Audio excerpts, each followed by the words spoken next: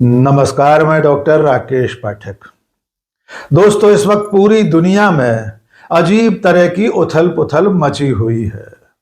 America के राष्ट्रपति Donald Trump Venezuela को हड़पने के बाद अब ग्रीनलैंड पर नजर गड़ाए हैं। दूसरी तरफ गजा पट्टी को फिर से बसाने के लिए, आबाद करने के लिए डोनाल्ड ट्रंप ने एक पीस बोर्ड बना दिया है और इसमें सदस्यता के लिए दुनिया के तमाम देशों को न्योता दिया जा रहा है। इन खेमे बंदियों के बीच रूस और चीन अपने अपने मोर्चे पर डटे हुए हैं, लेकिन एक चौथा मोर्चा खड़ा हो रहा है खाड़ी देशों में। सऊदी अरब पाकिस्तान के साथ मिलकर सैन्य समझौता कर रहा है। संयुक्त अरब अमीरात के शेख दौड़े दौड़े भारत आते हैं और भारत के साथ समझौता करते हैं। अमेरिका के दबाव में भारत सरकार चाबहार प्रोजेक्ट से खुद को वापस कर लेती है और इस बीच में भारत और प्रधानमंत्री नरेंद्र मोदी के लिए चिंता बढ़ाने वाला एक और नोटिस सामने आ जाता है। ये नोटिस है देश के सबसे बड़े धन्ना सेठ गौतम अडानी को समन तामील करने का। अमेरिका की अदालत और अमेरिका के न्याय विभाग ने गौतम अडानी के नाम अब तक समन तामील न कराने पर अब सीधे सीधे गौतम अडानी को तलब करने की तैयारी शुरू कर दी है। इन तमाम परिस्थितियों में भारत सरकार और प्रधानमंत्री नरेंद्र मोदी की साख दांव पर लगी हुई है। भारत की विदेश नीति को अलग अलग मोर्चों से अलग अलग तरह की चुनौतियों का सामना करना पड़ रहा है। एक तरफ अमेरिका के दबाव में रूस से तेल खरीदना बंद करना और इसी दबाव के चलते चाबहार समझौते से बाहर होना। ये तमाम परिस्थितियां बता रही हैं कि भारत की विदेश नीति इस वक्त चौराहे पर खड़ी है।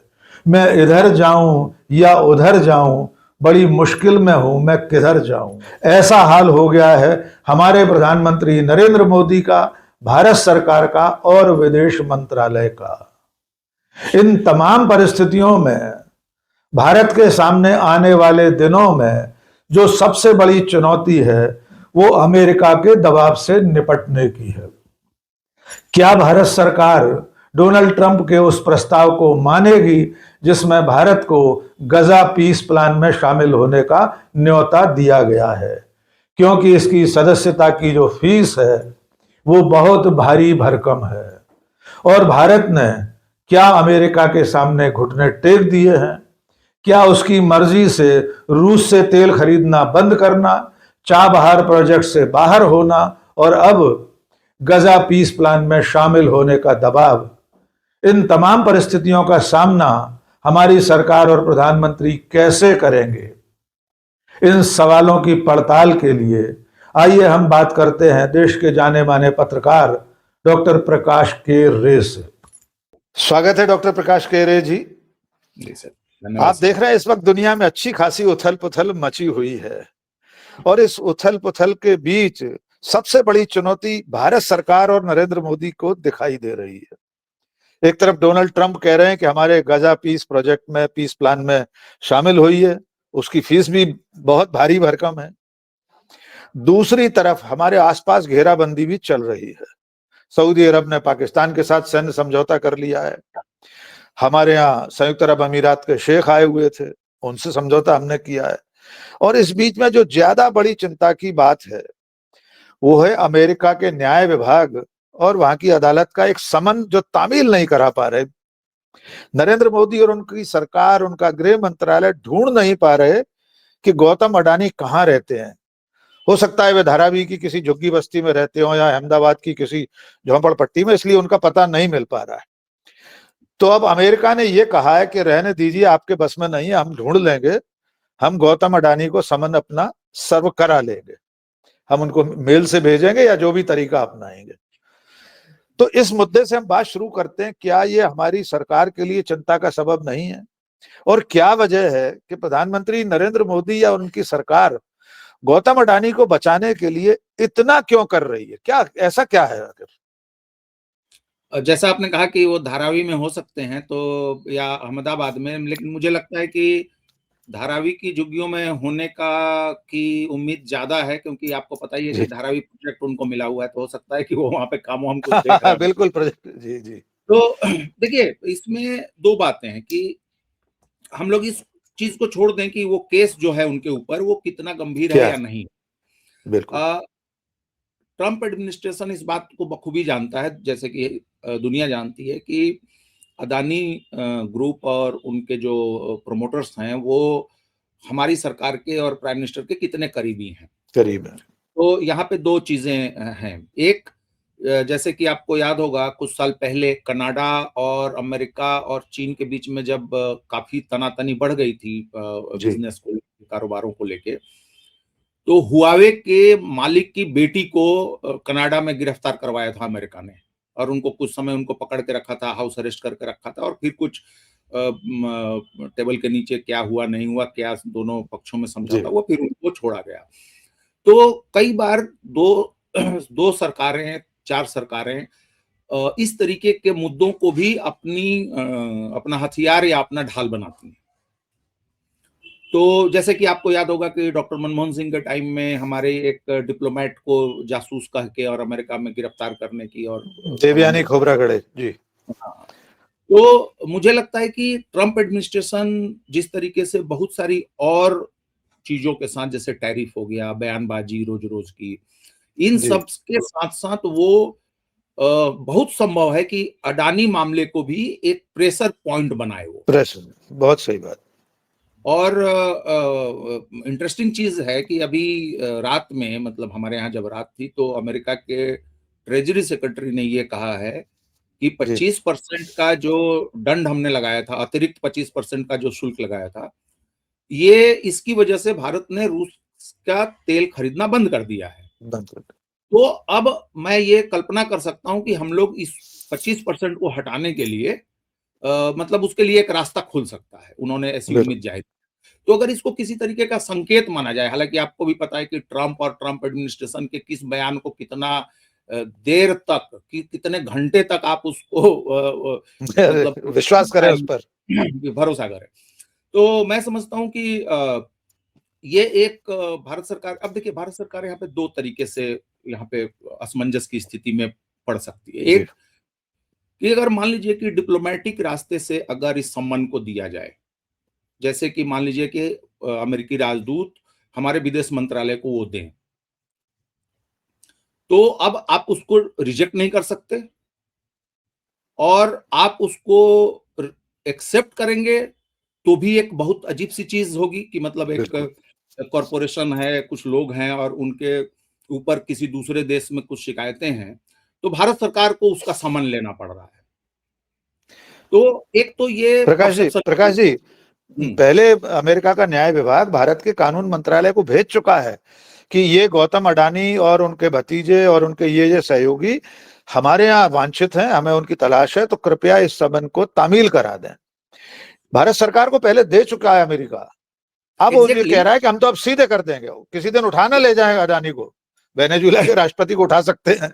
तो कहीं ऐसी स्थितियां तो नहीं बनेंगी। उसमें असली चीज इस पूरे मसले में ये है कि जो हमारे देश की सरकार की जो छवि बनेगी या बन रही है, जी। चाहे वो देश के भीतर या देश के बाहर, हाँ, ये सबसे एक चिंता का मसला है। ये बहुत बड़ा बिल्कुल। मसला नहीं है कि ऐसा कोई आरोप भी नहीं है कि अदानी को जो है वो 50 साल तक जेल में डाल देंगे, बिल्कुल। और और अदानी को मौके भी 50 मिलेंगे। आप तो जानते ही हैं कि भाई जैसे हमारे यहाँ व्यवस्था है कि निचली अदालत से मामला शुरू होगा, ऊपर तक जाएगा। वहां भी मिलेंगे, हाँ।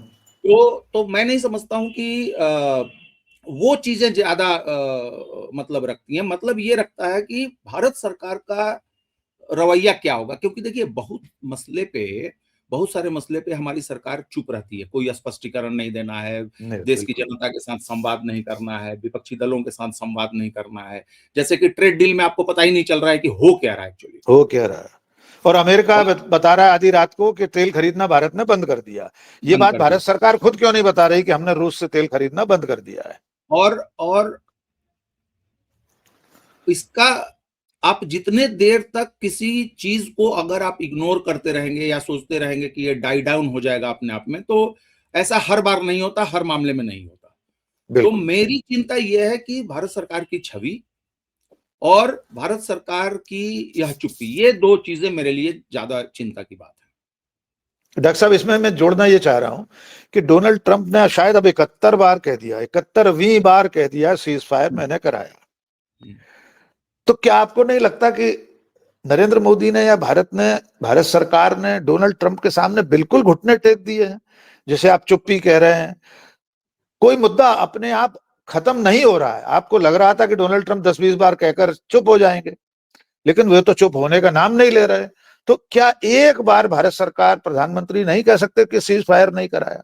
इसमें कोई ऐसा डर है कि कोई कोई टेलीफोनिक टॉक जो है वो रिलीज कर देगा व्हाइट हाउस, या प्रधानमंत्री नरेंद्र मोदी की कोई और चिट्ठी पत्री है जिसको खोल सकता है अमेरिका? इस डर से नहीं बोल रहे हैं नरेंद्र मोदी? देखिए, जो मैंने चुप्पी की बात कही तो वो कई मसलों पर है। जी। और आप जब देखिए, आप अगर एक जर्नलिस्ट हैं, मैं एक जर्नलिस्ट हूं, तो हम ये चूज कर सकते हैं कि मैं किसी मसले पे जानबूझकर चुप रह जाऊं या इग्नोर कर दूं या उसको बिल्कुल उसको सही, ज्यादा महत्व नहीं दूं, क्योंकि आप कितना काम कर सकते हैं। सही आप बात। 2, 4, 5 इश्यूज को पढ़ सकते हैं, देख सकते हैं, समझ सकते हैं, लेकिन सरकारों के सामने ये विकल्प नहीं होता। बहुत सही आप बात।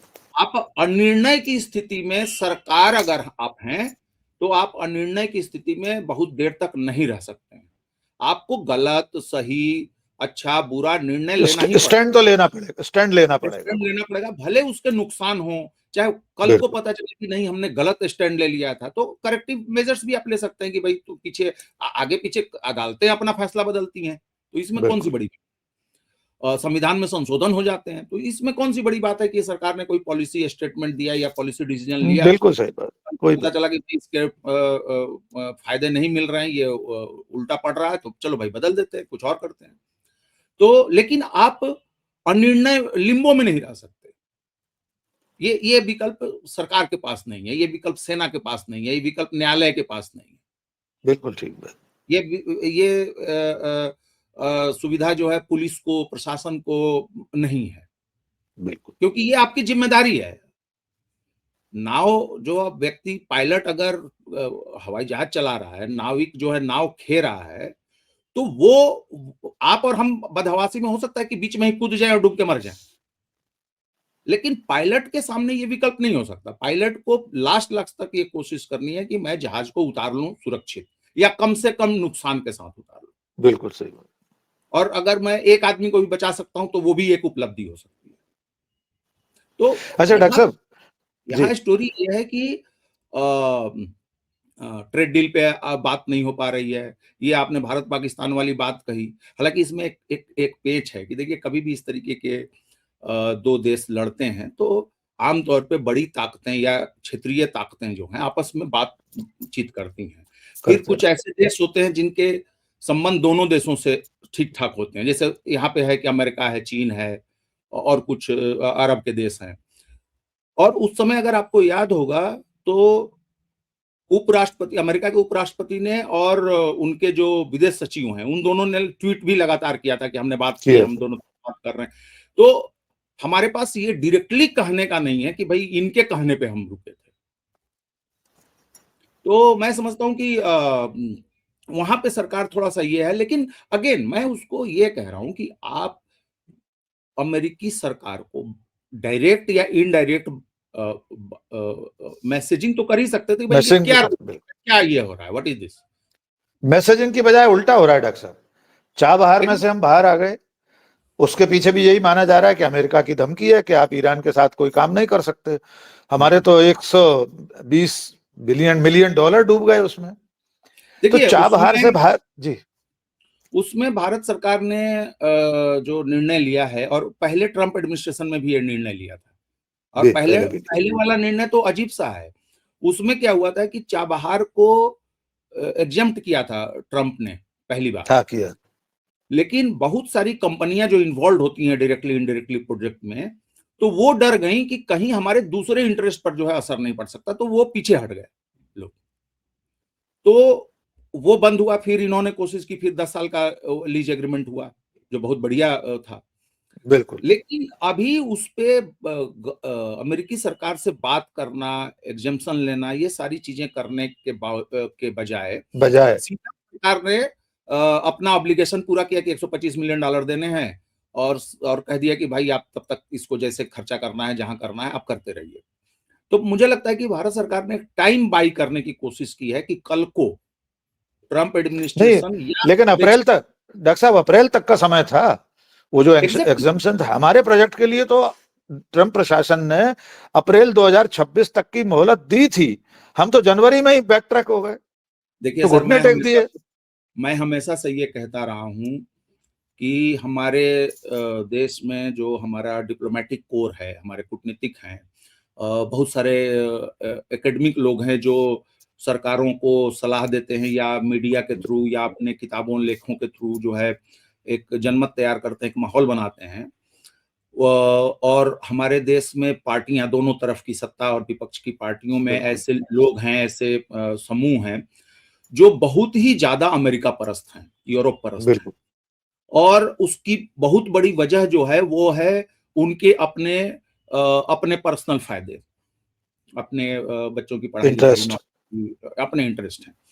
तो वो चीज, और ये चूंकि पॉलिटिशियंस में भी है, ये चूंकि ब्यूरोक्रेट्स में भी है, और ये इंटेलेक्चुअल्स में भी है, ये बीमारी। सभी में। तो हो क्या रहा है कि अब हम कैसे चीजों को वो करें कि अमेरिका नाराज ना हो। यहाँ पे बिल्कुल सबसे मुश्किल है कि, लेकिन दिक्कत क्या है, ट्रंप का अगर आप, या ट्रंप एडमिनिस्ट्रेशन की अगर आप मनोवैज्ञानिक व्याख्या करें, तो एक सामान्य पर्यवेक्षण से भी ये चीज पता चल सकती है कि इनको आपको बार बार टूस्ट करते जाएंगे तो ये बार बार आपको परेशान करेंगे। आपको बिल्कुल एक सही। कहीं ना कहीं रेड लाइन बनानी चाहिए, क्या बहुत हुआ। जैसे कि भाई बहुत हुआ, अब ये इतना हो सकता है, ट्रेड डील की ही बात है तो भाई इतना हो सकता है। और देखिए, जब आपका बास्केट, आपकी टोकरी में कम सामान हो, कहने का मतलब आर्थिक रूप से हमारी हाँ, जो सीमाएं हैं, दूसरी की अपने क्षेत्र में जो हमारी स्थिति है वो क्या, कितनी मजबूत हुई है, कितना कमजोर हुआ है मसला, ये भी सबको पता है, देख रहे हैं हम लोग। अंतर्राष्ट्रीय मंचों पर एक तो ऐसे ही बहुत दूसरे तरीके के शीत युद्ध में दुनिया जा चुकी है। जा चुके। तो जो जो साझा मंच हैं, जैसे अभी हमने ब्रिक्स के कुछ देशों ने साउथ अफ्रीका में नौसैनिक अभ्यास किया, भारत ने उससे अपने आप को अलग रखा है। अब अलग इसकी कर कोई लिया, व्याख्या नहीं की जा सकती है, तो कोई कारण नहीं बताया। और विदेश कोई कारण मंत्रालय नहीं। के विदेश मंत्रालय के प्रवक्ता से पूछा गया तो वे कहते हैं हाँ मुझे इतना तो पता है कि हम उसमें शामिल नहीं है। क्यों नहीं है मैं पता करके बताऊंगा, आपने पूछा है तो। वो ये कह रहे हैं तो, आपने पूछा है तो, माने विदेश मंत्रालय के प्रवक्ता को इतनी बड़ी जानकारी नहीं है। तो कहने का मेरा मतलब वही है। अब फिर अगेन मैं पहले वाले पॉइंट पे आता हूँ जी। कि आप हमेशा असमंजस में, हमेशा अनिर्णय में, हमेशा नहीं जो रह है सकते। भ्रम में आप नहीं रह सकते। वो आप अपना नुकसान बढ़ाते जाएंगे। और देखिए, चाबहार प्रोजेक्ट में सिर्फ सवाल इतना नहीं था कि चाबहार प्रोजेक्ट में हमने लीज किया था और हमने दबाव में आके, चाहे डर में आके जो है हमने उससे किनारा कर लिया, या जो हमारा अब तक का इन्वेस्टमेंट था वो पता नहीं उसका क्या हुआ, उसका भविष्य क्या जी होगा। जी। या यह भी महत्वपूर्ण नहीं है कि उसका मध्य एशिया या पश्चिम एशिया से कनेक्शन बढ़ाने में हमारा क्या फायदा होता और हिंद महासागर में हमारी शक्ति का क्या होता, इसको भी आप किनारे छोड़ दें। आप ये सोचें, उससे कुछ किलोमीटर की दूरी पर चीन जो है ग्वादर का बंदरगाह बंदरगाह। वो कर रहा है। चीन ऑलरेडी, जब पिछली बार भारत पीछे हटा था तो चाबहार से रिलेटेड जो सहयोगी परियोजनाएं होती हैं, रेलगाड़ी, रोड, पुल वगैरह बनाने का, बिल्डिंग्स वगैरह, उसमें ऑलरेडी चीन घुस गया है।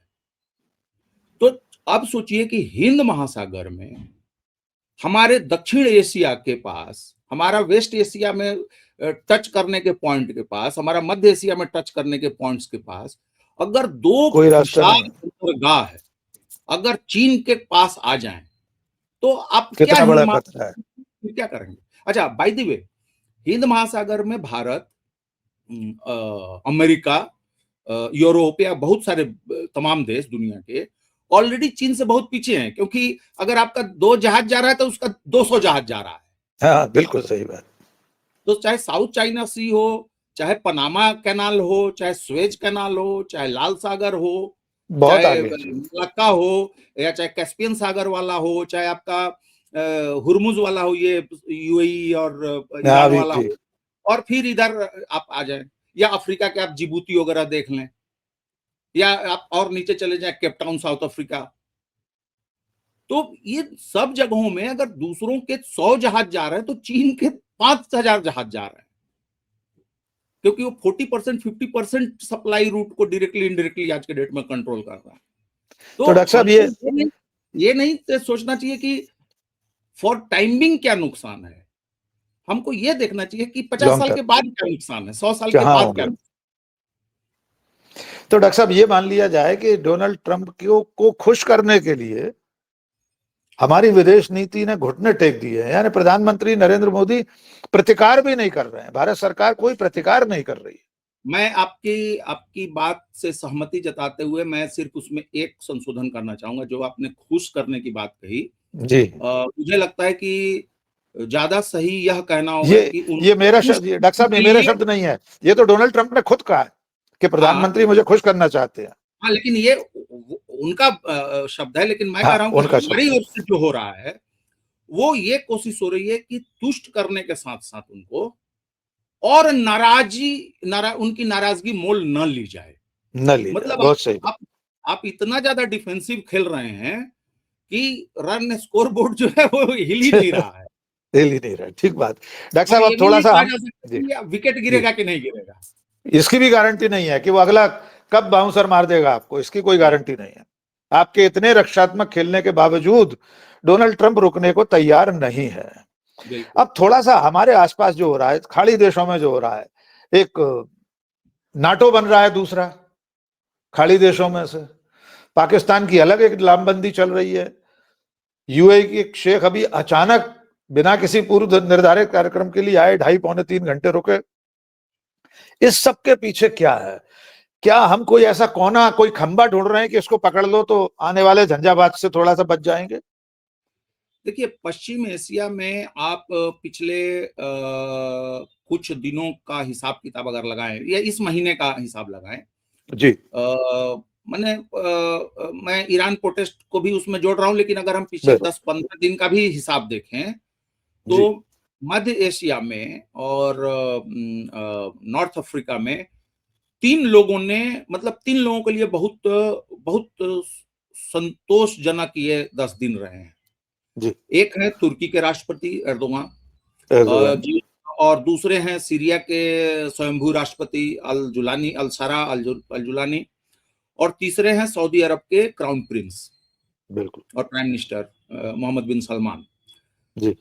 यूएई जब से ये यमन में गृह युद्ध शुरू हुआ है 2012-14 से, तब से यूएई वहां पर, जैसे यूएई, सऊदी अरब, बाकी लोग अपना खेल रहे हैं, ईरान खेल रहा था, हुथी और इधर ये लोग जी। लेकिन इसी बीच में यूएई ने 2017 में क्राउन प्रिंस को बनाने में, जो वहां पे सत्ता संघर्ष चल रहा था कि क्राउन प्रिंस दूसरे थे, उनको जबरदस्ती रिजाइन करवाया गया और बिन सलमान को अनाउंस किया गया क्राउन प्रिंस। उसमें बिन जायद ने, मतलब जो अबू धाबी के शेख हैं, जो यूएई के प्रेसिडेंट हैं, उन्होंने काफी मदद की थी कि भाई वो अनुभवी आदमी हैं और उन्होंने उसमें उनकी बहुत अच्छा योगदान रहा था। लेकिन यूएई के साथ एक दिक्कत यह है कि उनके अपने अस्तित्व को लेके वो थोड़ा ज्यादा चिंतित रहते हैं, खासकर अबू धाबी के शेख, और उसकी वजह भी है क्योंकि वहां पे 90% जो लोग रहते हैं वो बाहर के हैं। जी बिल्कुल। तो बहुत छोटा देश है वो पॉपुलेशन के हिसाब से, और लेकिन ज्योग्राफिकली वो दुनिया के लिए बहुत इंपॉर्टेंट है। दुनिया में जितना सोना इधर से उधर होता है, जितना स्मगलिंग होता है, जितना चरस, अफीम, ये सब का होता है, जिसमें जहां से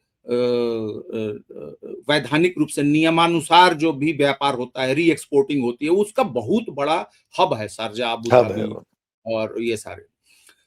तो अब इन्होंने अपना स्टाइल निकाला कि यमन में इन्होंने एक अपना भी वहां पर खेल शुरू कर दिया कि कुछ स्ट्रेटेजिक बंदरगाहों के आसपास हम कुछ अपने लोगों को खड़ा कर लें। और उन्होंने इजराइल के साथ भी संबंध नॉर्मलाइज किए और काफी क्लोज कोऑपरेशन बढ़ाया।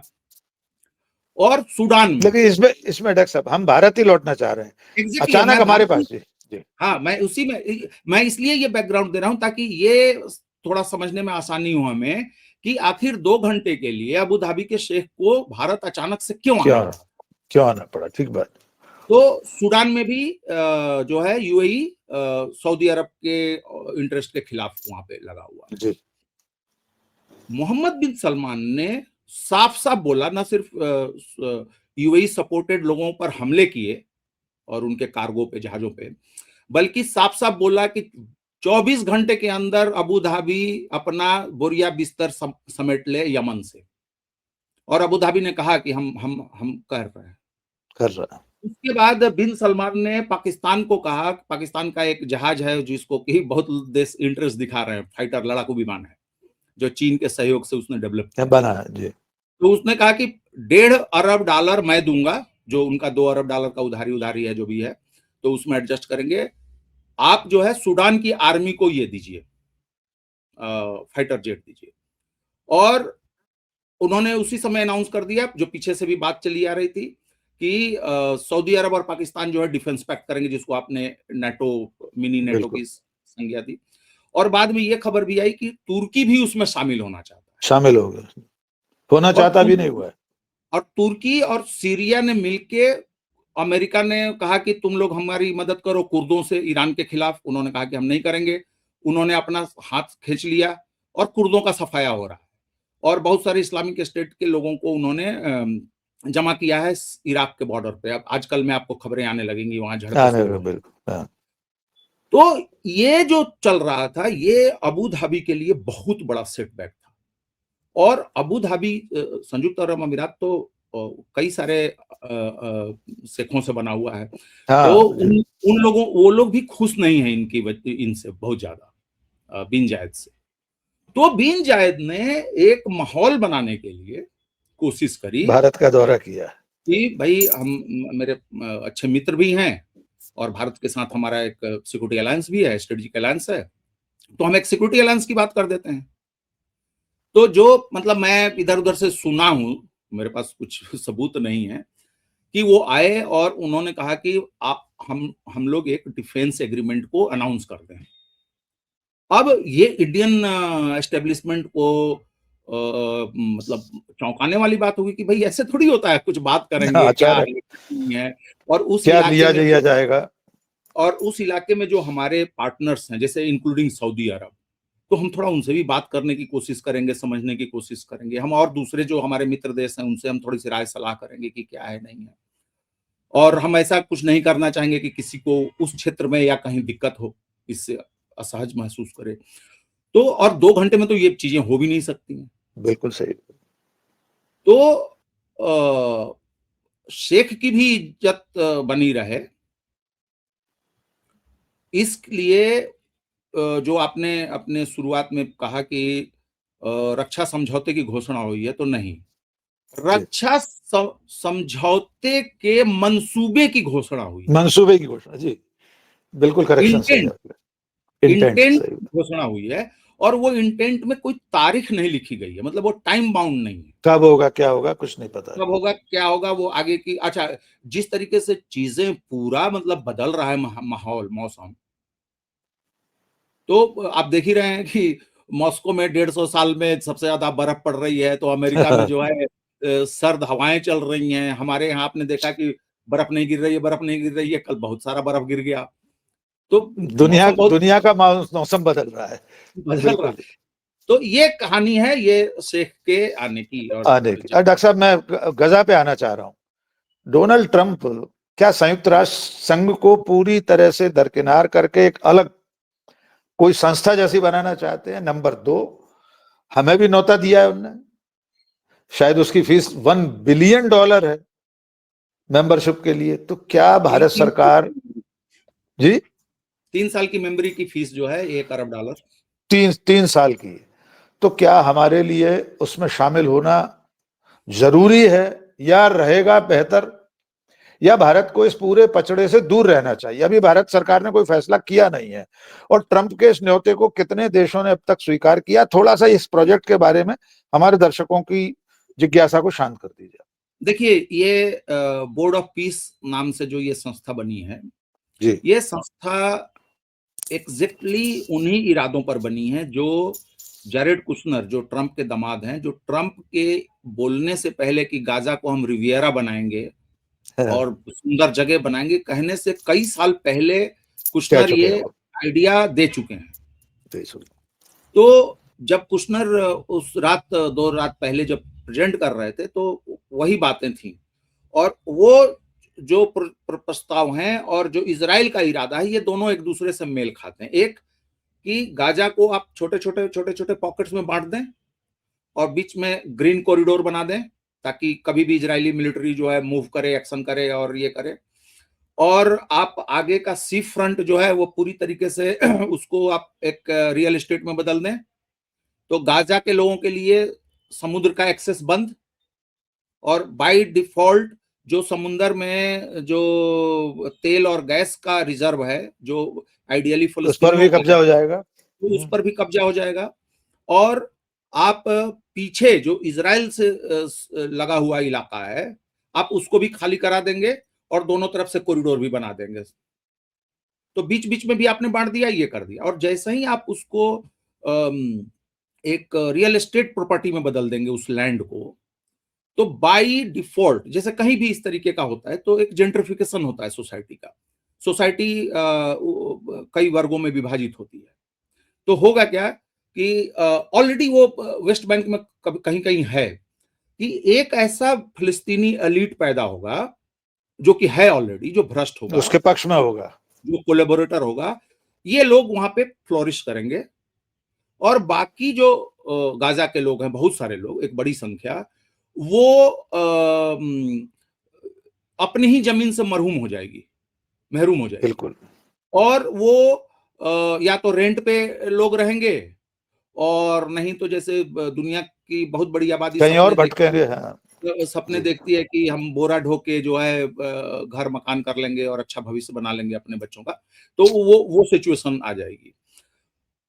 और ये इतना हास्यास्पद है कि बोर्ड ऑफ पीस का जीवन पर्यंत अध्यक्ष डोनाल्ड ट्रंप रहेंगे, चाहे वो पद के बाद राष्ट्रपति। भी रहे। हाँ, बिल्कुल सही बात। सिर्फ और सिर्फ फैसले में वीटो का एकमात्र अधिकार उन्हीं को होगा। बाकी देश आप गज अपनी असहमति जता सकते हैं, सहमति गजब। जता सकते हैं, वीटो नहीं तो कर ऐसे, डॉक्टर साहब वही मैं पूछ रहा हूं, ऐसे बोर्ड में हमारे विश्वगुरु को क्यों जाना चाहिए? हम तो विश्वगुरु हैं पूरी दुनिया में, नरेंद्र मोदी से बिना पूछे कुछ होता नहीं है। और एक दो पॉइंट उसमें जोड़ देता हूं कि जो जी तीन तरीके का इसका लेवल है। एक, जी जो गाजा में रहेगा, कोई एक फिलिस्तीनी ऑफिसर को इन्होंने किसी इंजीनियर टेक्नोक्रेट को पकड़ा है, जी। तो वो आदमी ग्राउंड पे एडमिनिस्ट्रेशन और इन चीजों को देखने की कोशिश करेगा। तो बाय डिफॉल्ट गाजा जो है वो प्रेसिडेंट ट्रंप के उसमें आ जाएगा, जैसा कि उन्होंने, आपको याद होगा, पिछले साल कहा था कि गाजा को हम टेक ओवर करेंगे, जैसे हम बिल्कुल। ग्रीनलैंड को करेंगे, पनामा कनाल को करेंगे, उसी तरीके से गाजा को करेंगे। तो ये बेसिकली टेक ओवर है गाजा का। और चूंकि अपने मनमौजी हैं, अपना इनका लॉबी है, इनके दामाद हैं, ये लोग खेल रहे हैं इसमें, तो ये लोग जाहिर तौर पे इजराइल के हितों के लिए कर रहे हैं, लेकिन इनका ये भी तो भाई अपने लेवल के वो हैं, मनमौजी लोग हैं। तो इसीलिए आपने देखा होगा कि बेंजामिन नेतन्याहू ने शुरू में आपत्ति जताई थी इस प्रोजेक्ट कि पे। जी। बोर्ड का कंपोजिशन कैसा है, आप हमसे नहीं पूछ रहे हैं, चाहिए वो, लेकिन लास्ट में वो भी आ गए, बोर्ड के मेंबरी स्वीकार कर लिया उन्होंने। अब एक ग्राउंड पे होगा, और जहां पे कि इंटरनेशनल फोर्स रहेगी, और पीस प्लान के अलग अलग हिस्सों को लागू किया जाएगा। एक बोर्ड होगा जो पता नहीं न्यूयॉर्क में बैठेगा, वाशिंगटन डीसी में बैठेगा, मारालागो में बैठेगा, वो उसमें सारे ट्रंप के लोग हैं, दामाद, सलाहकार, टोनी ब्लेयर एक हैं, और एक ब्रसेल्स के एक पुराने राजनेता हैं और यूनाइटेड नेशन के वो रह चुके हैं ऑफिसर। तो वो वहां बैठेगा और बाकी ये लोग मेंबर होंगे, भारत या पाकिस्तान या रूस या इजराइल, ये लोग मेंबर होंगे। ये लोग वंस इन अ वाइल साल में आएंगे, बैठेंगे, थोड़ा डिस्कशन करेंगे और उसके लिए इनको $1 अरब तो देना एक तरह से देखा जाए तो डोनाल्ड ट्रंप की पर्सनल एक प्रॉपर्टी और एक पर्सनल कंपनी है, तो उसमें भारत को मेंबर क्यों होना चाहिए? मैं अपने सवाल को इसलिए दोहरा रहा हूं कि ये बहुत बड़ी बात है और अब तक सरकार ने हाँ या ना कुछ नहीं कहा। $1 बिलियन 3 साल के लिए देना किस लिए? हमारा क्या है वहां पर? सरकार ने इसलिए कुछ नहीं कहा क्योंकि सरकार जो है, जो पहले हम लोग बात कर रहे थे कि आप कुछ करने में और अनिर्णय के में है, हर मामले में अनिर्णय है तो इसमें भी अनिर्णय है। या आप ये भी नहीं कह सकते कि भाई ठीक है, थैंक यू, अभी हम इस पर विचार करके आराम से आपको बताएंगे, अभी आप इसको। और इंटरेस्टिंग चीज क्या है कि दावोस में जो ये बोर्ड की मीटिंग हुई जिसमें बहुत सारे देशों के नेता शामिल हुए, इंक्लूडिंग पाकिस्तानी प्राइम मिनिस्टर, उसमें आधे ऐसे देश हैं जिनके लोग अमेरिका नहीं जा सकते, जो अभी 70-75 देशों को उन्होंने मना किया है उसमें है ना, बिल्कुल जी। अच्छा, और वो उस बोर्ड में आ रहे हैं। और खेल देखिए क्या है, सिर्फ भारत के ही असमंजस का मसला नहीं है। जब ये पीस प्लान सिक्योरिटी काउंसिल में गया था तो सिक्योरिटी काउंसिल में रूस और चीन ने इस पर सहमति दे दी थी कि भाई कम से कम ये मारकाट बंद, शांति हो। सही बात।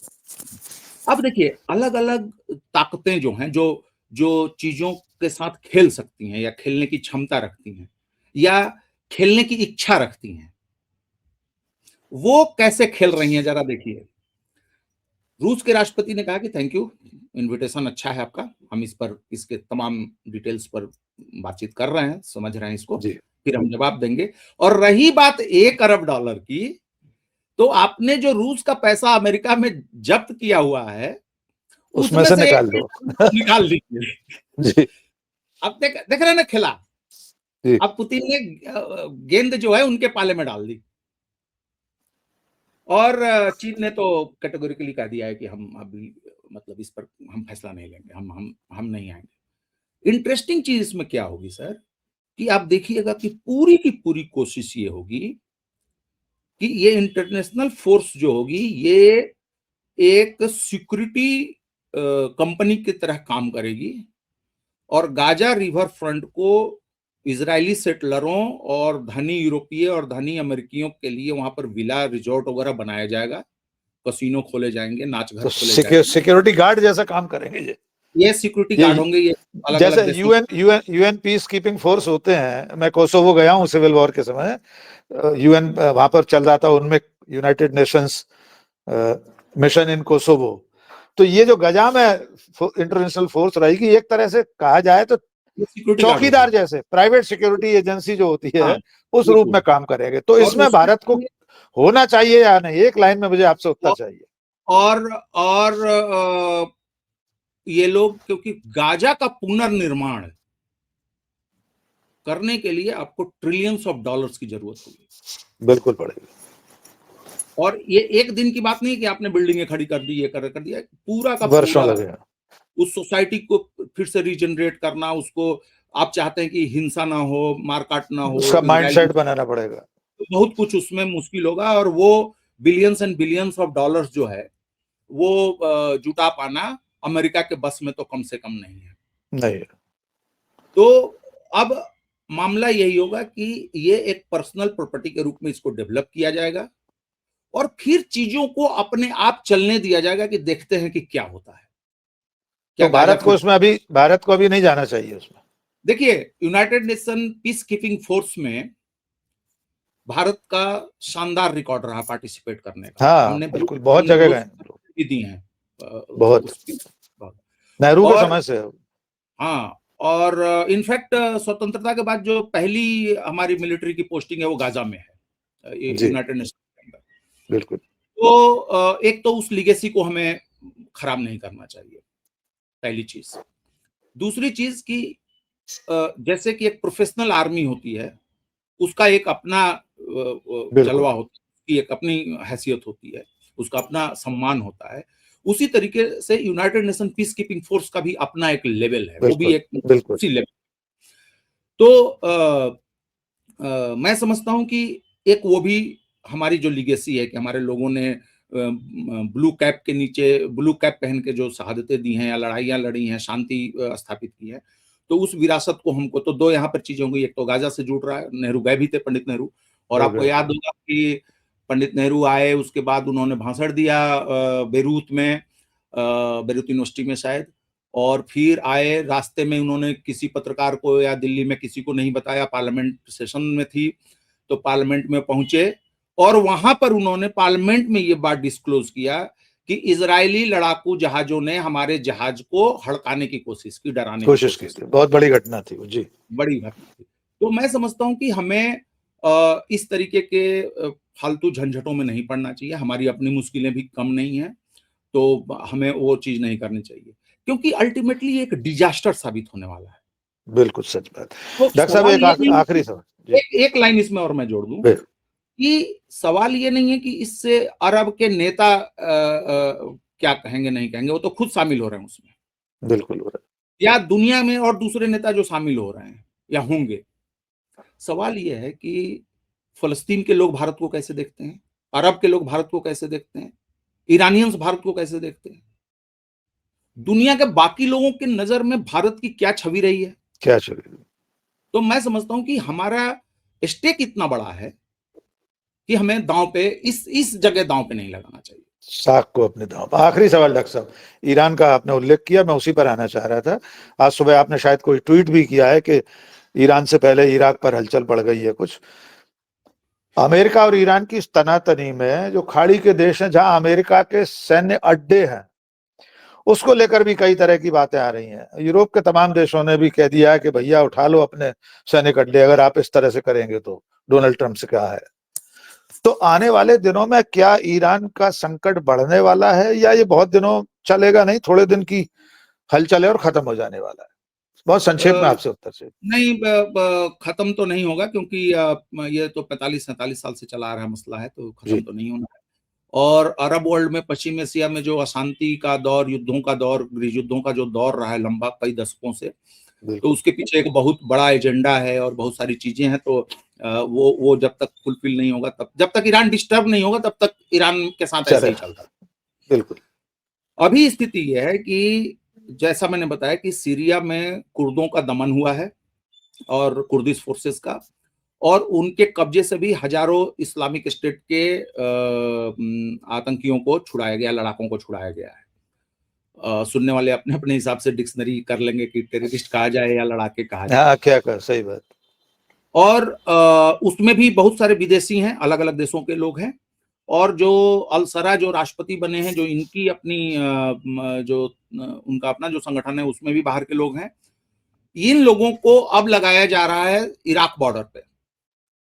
अब ये लोग ईरान के करीबी जो ऑर्गेनाइजेशंस हैं इलाके। उनको अटैक, और ऑलरेडी अमेरिका ने, कल खबर आई है कि अमेरिका ने इराकी गवर्नमेंट को बोला है कि ईरान के प्रति सहानुभूति रखने वाले या ईरान के द्वारा समर्थित जो राजनीतिक दल या ग्रुप हैं, उनको आप अपनी गवर्नमेंट में इन्फ्लुएंस मत बनाने दीजिए, उनका इन्फ्लुएंस कम करिए, और ईरान समर्थित सांसदों को आप मंत्रिमंडल में शामिल मत करिए। तो अंदर ऑलरेडी खेला हो गया, तो उसको ये डिस्टर्ब करने की कोशिश होगी यहां से, सीरिया से। और सीरिया से जब आप अगर मान लीजिए कि सीरिया से लोग घुस गए और इराक बॉर्डर में उन्होंने जगह बना ली, तो ये एक आगे के लिए एक कॉरिडोर भी हो सकता है ईरान के साथ जमीनी लड़ाई के लिए, चाहे वो इजराइल करे या कोई और करे, तो उसके लिए एक रास्ता बन जाएगा। अब यहाँ पे मसला ये है कि ये जो अमेरिकी बेड़ा गया है अब्राहम लिंकन, ये चूंकि अरब के देश कह रहे हैं कि भाई हमारे यहाँ से बम बारूद नहीं, हाँ, बिल्कुल।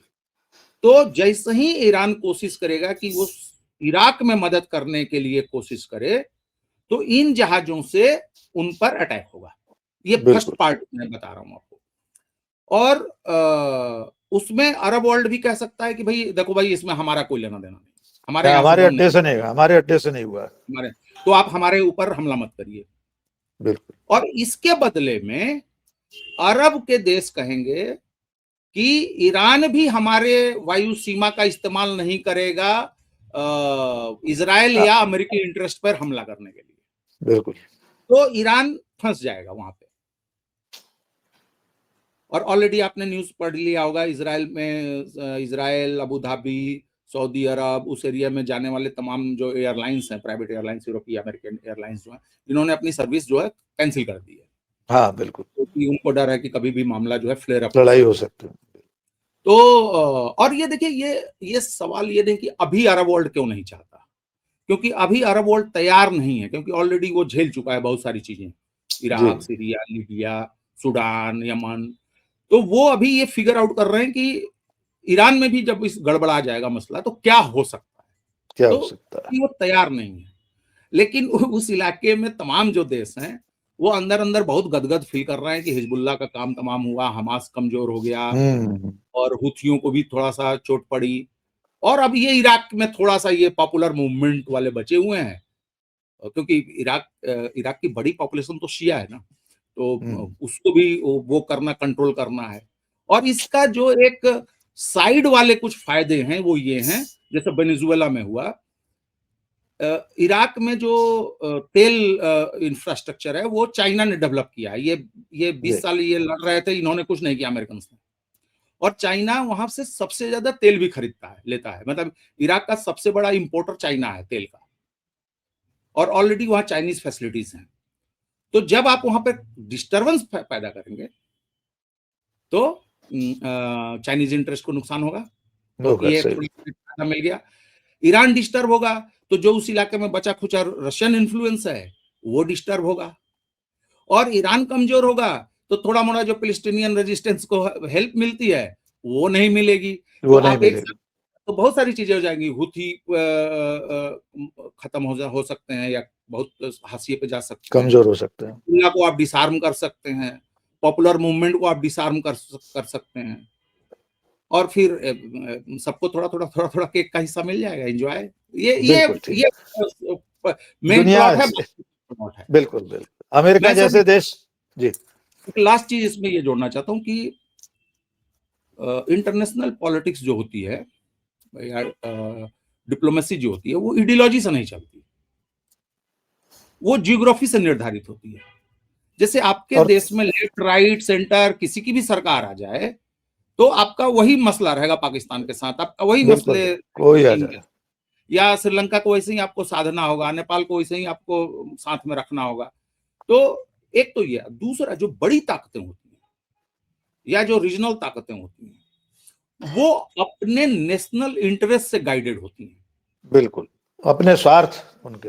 अपने जो उनके राष्ट्रीय स्वार्थ है, जो उनको उनकी नजर में जो राष्ट्रीय स्वार्थ है वो हाँ, उनकी नजर। अलग अलग तरीके से डिफाइन हो सकता है कि भाई वो कुछ नेताओं का अपना स्वार्थ है, कुछ कॉरपोरेशंस का अपना स्वार्थ है, या सचमुच में नेशनल इंटरेस्ट है, तो वो एक अलग डिबेट का विषय है।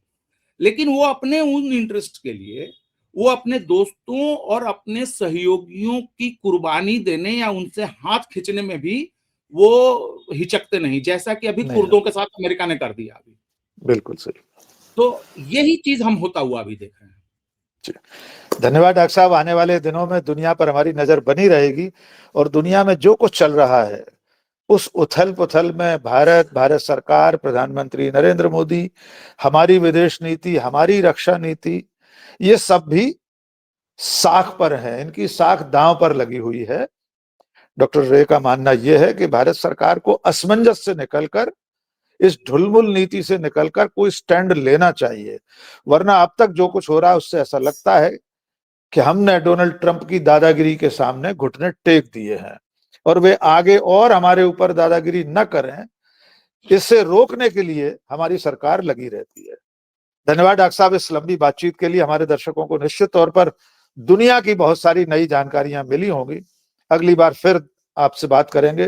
दुनिया को देखने के लिए आपसे बेहतर नजर और नजरिया हमें और किसी के पास दिखाई नहीं देता, इसलिए हम बार बार आपको तकलीफ देते हैं। बहुत बहुत शुक्रिया डॉक्टर साहब।